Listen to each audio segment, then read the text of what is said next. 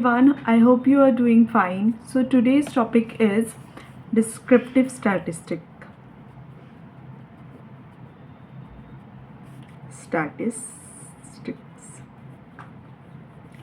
So we will divide this topic in three parts. In first part we are going to define the introduction part. Alright, and in second part we are going to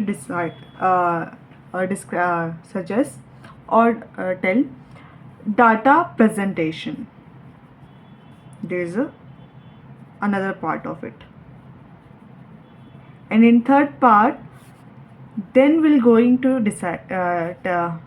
learn about descriptive statistics. There is also many parts in it.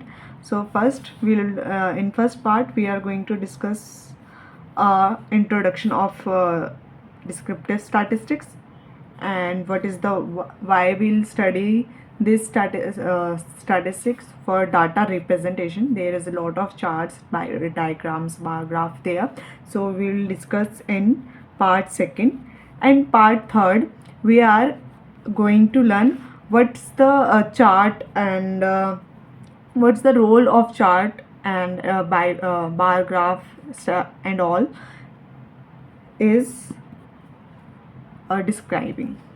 So in first part we are going to know the introduction.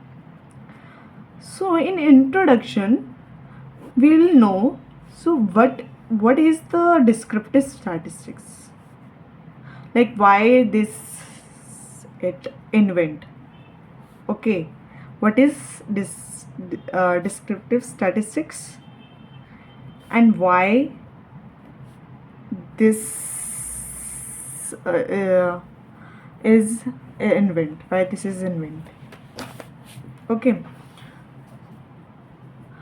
so first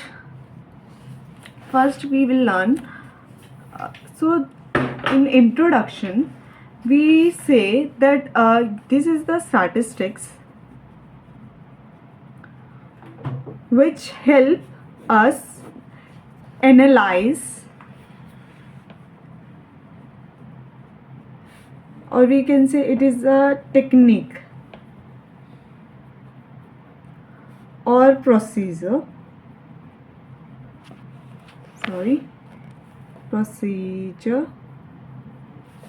to analyze, interpret, displays, help in decision making,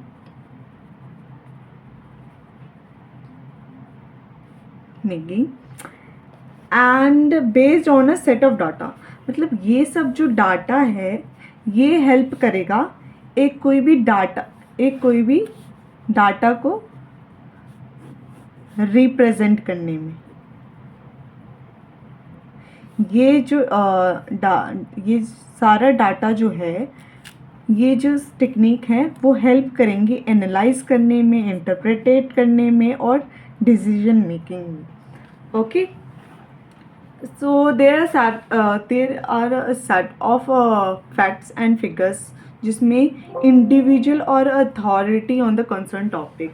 means क्या है, अगर कोई मान लेते हैं कोई अगर आपका कोई गवर्नमेंट है, उनको पॉपुलेशन पे, लेट्स से पॉपुलेशन पे वो देखना है कि हमारी पॉपुलेशन कितनी है.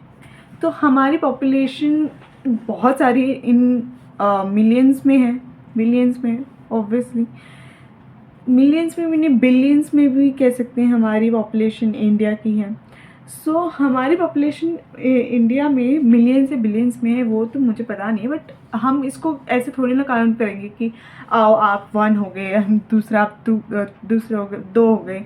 सो no, will not count in this like this. So हम कैसे काउंट करेंगे? हम help of the data presentation will analyse, interpretate and decision. कि हम पहले एनालाइज करेंगे कि कितने लोग कौन सी कैटेगरी में है, कौन सी रूरल कैटेगरी में है, कौन से अर्बन कैटेगरी में है. तो हम ये देखेंगे कि कौन से लोग रूरल में आते हैं और कौन से अर्बन में आते हैं।